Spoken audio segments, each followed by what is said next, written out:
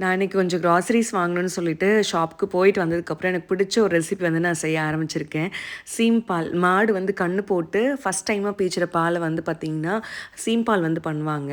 யாரெல்லாம் அது வந்து சாப்பிட்ருக்கேன்னு சொல்லிட்டு மறக்காம கமெண்ட்டில சொல்லுங்கள். இப்போ சீம்பால், அதுக்கு தேவையான அளவு சர்க்கரை, அப்புறம் வந்து ஏலக்காய் தூள் நான் ஒரு 1 டீஸ்பூன் அளவுக்கு ஏலக்காய் தூள் சேர்த்துக்கிட்டேன். நல்லா மிக்ஸ் பண்ணி விட்டுட்டு, இது கூட மிளகு வந்து சேர்க்கணும். நீங்கள் வந்து தூளாக சேர்க்கக்கூடாது. அப்போதைக்கு நீங்கள் வந்து நல்லா பவுடர் பண்ணி சேர்த்துக்கோங்க.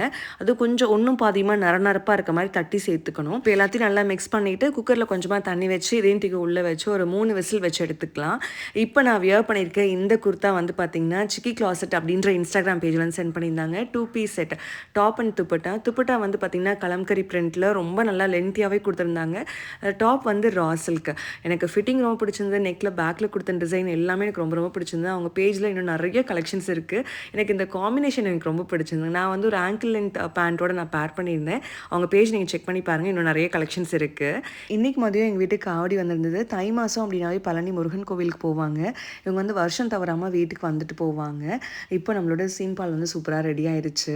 ஆக்சுவலாக வந்து பார்த்தீங்கன்னா, இது வரைக்கும் நீங்கள் இதை ட்ரை பண்ணதே இல்லை அப்படின்னா, கிராமத்தில் இருக்க உங்கள் ஃப்ரெண்டுகிட்ட கேட்டு நீங்கள் ட்ரை பண்ணி பாருங்கள். ரொம்ப நல்லாயிருக்கும். எங்கள் வீட்டில் எல்லாத்துக்குமே ரொம்ப பிடிக்கும். நம்மளோட அந்த ஏலக்காய் தூள், இனிப்பு, அப்புறம் வந்து நம்ம மிளகோட காரம் எல்லாம் சேர்ந்து ரொம்ப அல்டிமேட்டாக இருக்கும். அது சாப்பிட்டு முடிச்சதுக்கப்புறம் நான் கிச்சன் க்ளீனிங் வந்து பண்ண ஆரம்பிச்சிட்டேன். இன்றைக்கி வந்து பார்த்திங்கன்னா, நான் கொத்தமல்லி தூள் ரெசிபி எடுத்தேன். தண்ணி குழம்புக்கு சேர்ப்பாங்க பார்த்தீங்களா அது. அதனால தான் கிச்சன் வந்து சூப்பர் மெஸ்ஸியாக இருந்தது.